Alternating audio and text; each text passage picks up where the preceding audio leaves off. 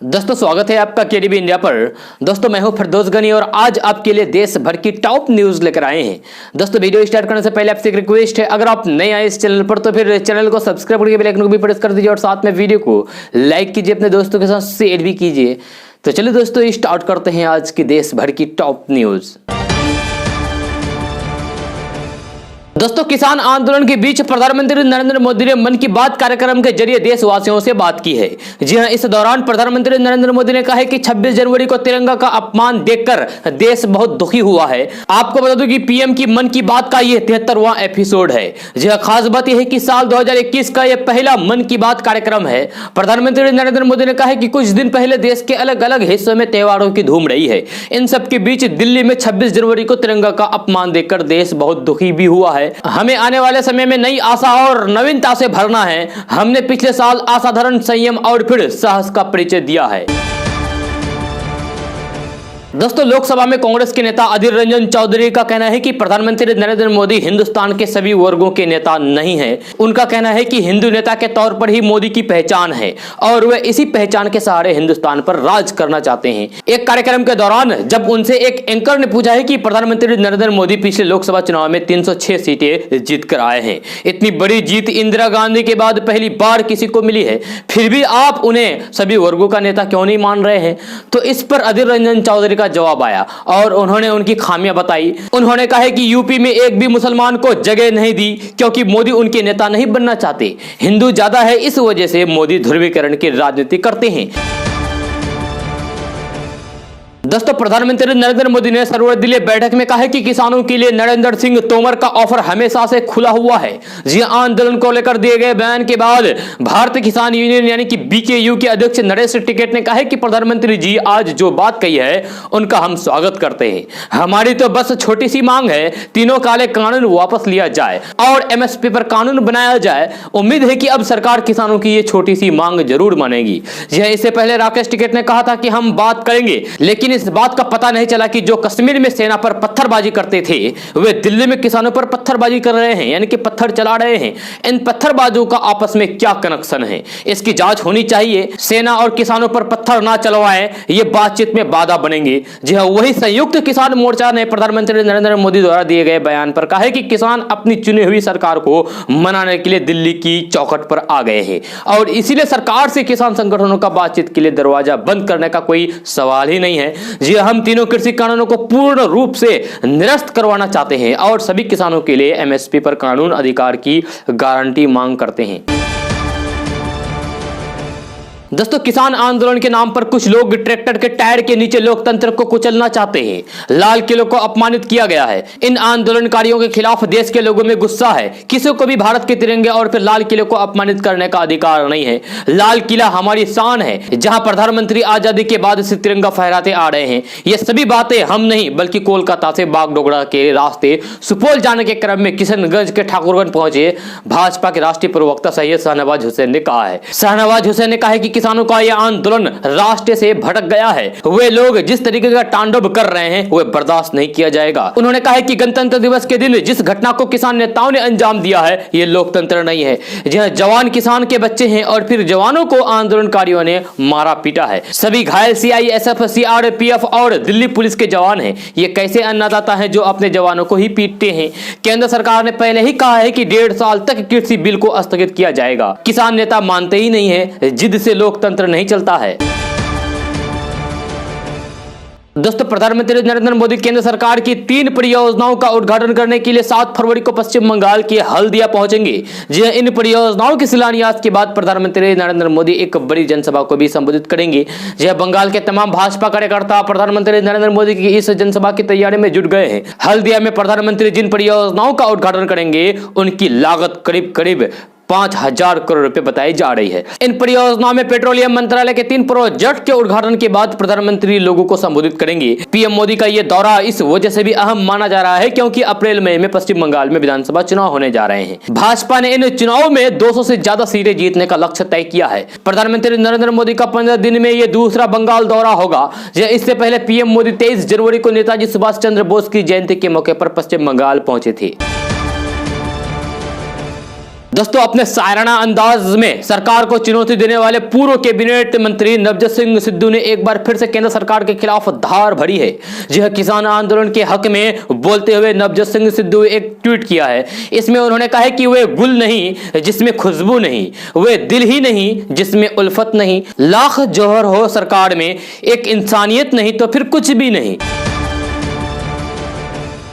दोस्तों, श्यामली के बिरसा गांव के रहने वाले विजय पवार नंगे बदन गाजीपुर बॉर्डर पर पहुंचकर कृषि बिल का विरोध कर रहे हैं। कृषि कानून का विरोध करने वाले विजय पवार का यह तरीका लोगों को खूब भा रहा है। जी हां, आप भी देख सकते हैं फोटो में। विजय पवार कहते हैं कि वे किसान के बेटे हैं, इसलिए किसान के हक के लिए वे गाजीपुर बॉर्डर पहुंचे हैं। विजय पवार के बदन पर 50 से ज्यादा शहीदों के नाम लिखे गए हैं। विजय पवार के बदन पर बड़े ही नायाब तरीके से एक पोस्टर लगा हुआ देखा जा सकता है, जिसमें लिखा गया है कि सबसे ऊपर रखेंगे देश का झंडा, पूरा करके रहेंगे किसान एजेंडा। जाहिर है, किसान आंदोलन में शिरकत करके विजय पवार ने यह साफ कर देना चाहते हैं कि केंद्र सरकार कृषि बिल को फौरन वापस ले, और अगर सरकार किसानों की मांग नहीं मानती है तो फिर वे सरकार के खिलाफ आंदोलन को और तेज करेंगे। विजय पवार साइकिल पर सवार होकर श्यामली से गाजीपुर पहुंचे और इस बीच अपने बदन पर लिखे नारों के जरिए लोगों के बीच आंदोलन की ताकत को मजबूत करने का दावा कर रहे हैं। जी हां, विजय पवार के मुताबिक उन्होंने सीएए और एनआरसी के मुद्दे पर सरकार का जमकर साथ दिया था। जी हां, लेकिन कृषि बिल को देश विरोधी मानकर वे इसका विरोध कर रहे हैं। विजय पवार का मानना है कि सरकार रोजी रोजगार के अवसर पैदा करने में असफल रही है, वही मेहनत कश किसानों का नए कृषि कानूनों के जरिए हक छीनने का प्रयास कर रही है, जिसे देश के किसान फलीभूत होने नहीं देंगे। गणतंत्र दिवस के दिन दिल्ली के लाल किले में फैले हिंसा पर पुलिस की जांच जारी है। जी हां, दरअसल 26 जनवरी के दिन जब पूरे दिल्ली में किसान संगठन ट्रैक्टर रैली निकाल रहे थे, तब कुछ प्रदर्शनकारी निर्धारित रूट से अलग होकर लाल किले में तोड़फोड़ करने पहुंच गए थे। जी हां, अब सीसीटीवी और अन्य चीजों के जरिए जो जांच हुई है उसमें 5 लोगों को पहचाना गया है।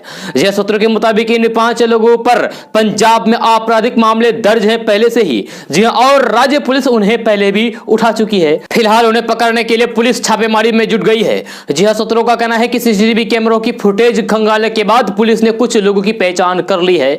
इनमें से 5 से 6 लोगों की जानकारी पंजाब पुलिस से वेरीफाई भी की गई है। कुछ लोगों पर पहले जान से मारने की कोशिश का केस भी चल चुका है, जबकि अन्य को झड़प के मामले में गिरफ्तार किया जा चुका है। जी हां, इसके अलावा कुछ हिंसक प्रदर्शनकारी दिल्ली के ही रहने वाले लोग मिले हैं और पुलिस उन्हें गिरफ्तार करने से पहले सभी जरूरी सबूत जुटा रही है।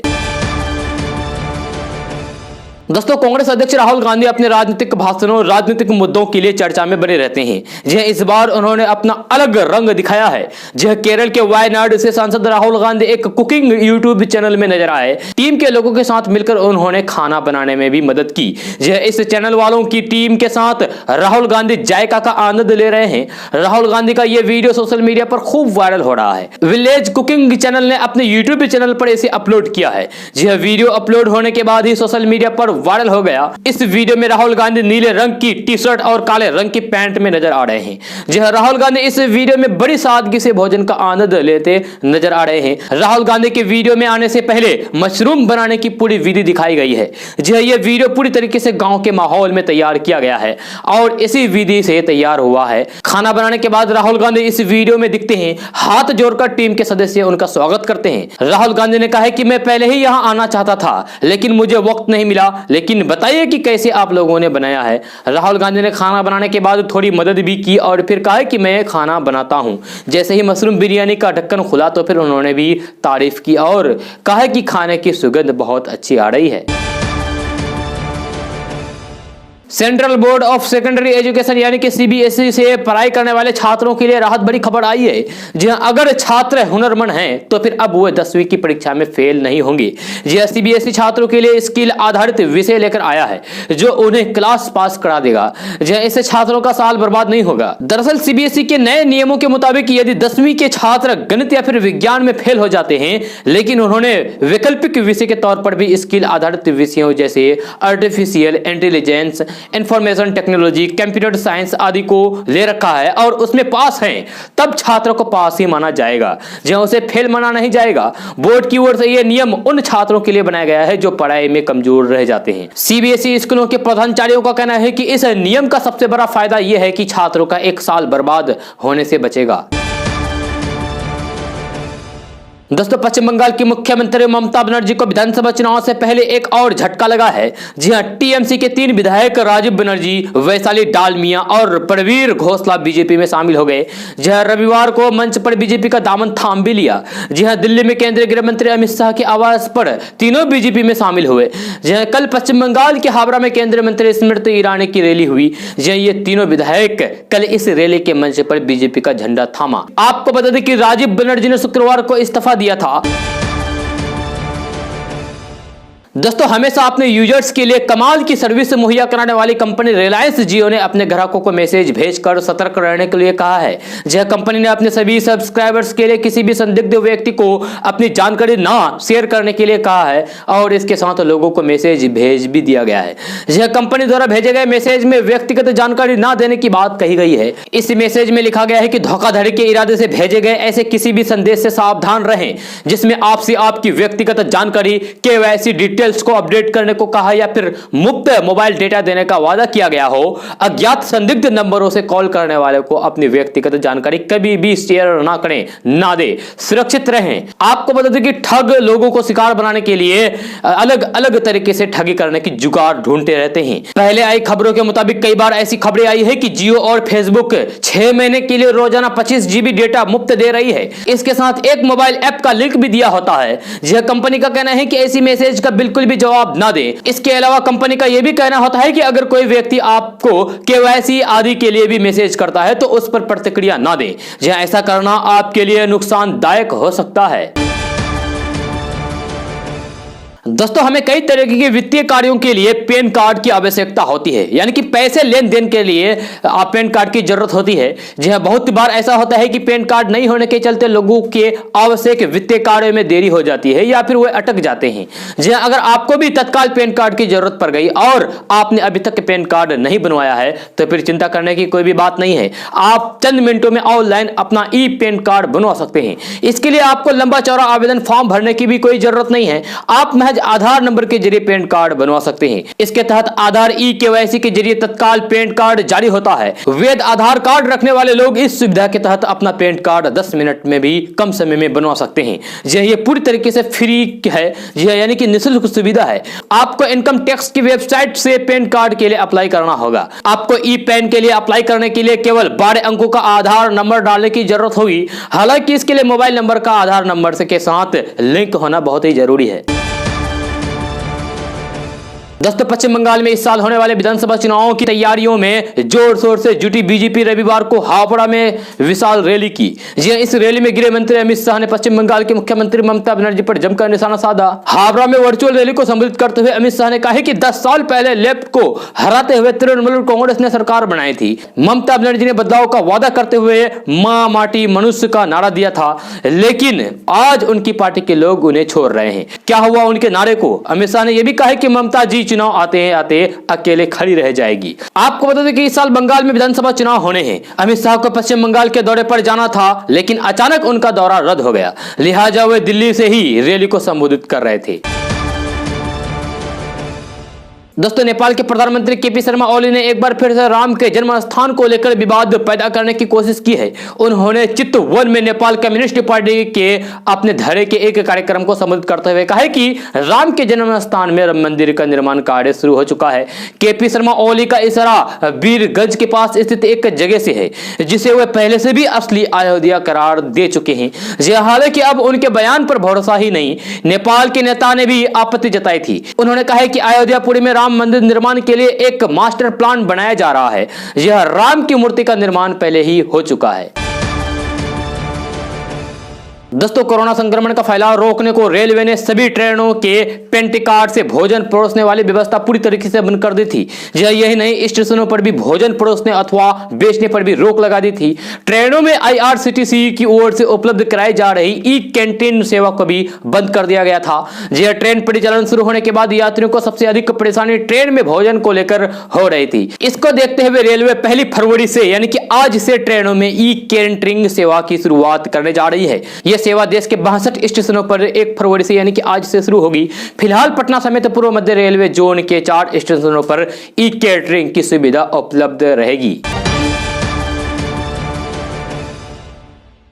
दोस्तों आज का न्यूज़ बस ये था, कैसा लगा जरूर अपना सुझाव दीजिएगा नीचे कमेंट बॉक्स में कमेंट करके। अगर आप नए आए इस चैनल पर तो फिर चैनल को सब्सक्राइब करके बेल आइकन को भी प्रेस कर दीजिए और साथ में वीडियो को लाइक कीजिए, अपने दोस्तों के साथ शेयर भी कीजिए। तो चलो दोस्तों फिर मिलते हैं अगले वीडियो में। जय हिंद।